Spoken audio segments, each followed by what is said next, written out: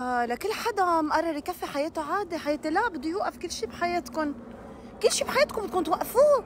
غنيتي بدها تنزل طيارة حتى بدك توقفي انت. يلا هلا بدك توقعي.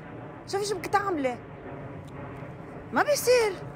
عندك عملية بدك تأجلها، لو خطرة لو بدك تموت ما بعرف، دبر حالك. بعدين اللي عنده فحص وسقط يعني وعيد السنة، وين المشكلة؟ اللي عنده سفرة الطيارة بتوقف، ممنوع حدا يسافر. غنية تينا زبيدة بدها تنزل. تمام؟ شوفوا شو بدكم تعملوا. اللي علقان هو حماته، أجل لي إياها هلا، اسمحوا لنا فيها. يعني تقبرني، إذا بدك تطلق مرتك ما عليه، يعني هالخلافات بينك وبينها مشي لنا إياها هلا، وقف لي الطلاق. تمام؟ غنيتي بدها تنزل. يعني إذا بدك تخلف ولد، إنه إذا تركته ببطن أمه ما أخذتها على العمليات ما حيموت ببطن أمه. بدكم تأجلوا كل شيء بحياتكم.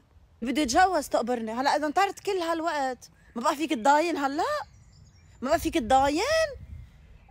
ميت على العروس هالقد؟ غنيتي بدها تنزل. ممنوع تتجوز قبل ما تنزل غنيتي. كل شيء بحياتكم بده يوقف. ما في عندك محكمة قضية بتوقفها. شو ما بده يصير تخرب الدنيا، كل شيء بده يوقف. باصات، ترينات، طيارات، الساعة بدها توقف. خلص خلصت. إذا بدك تدفن ميت، إنه الميت بيحمل ما عليه، يعني إنه يضل بلا دفن، وين المشكلة؟ إنه تطلع ريحته شوي، وين المشكلة؟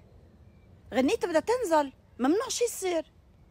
بدك توقع عقد، في شركات، في ربح خسارة ما خصني، ما عليه تنكسر شركتك، يعني وين المشكلة؟ بلا اجتماعات، الغي لي الاجتماعات هلا.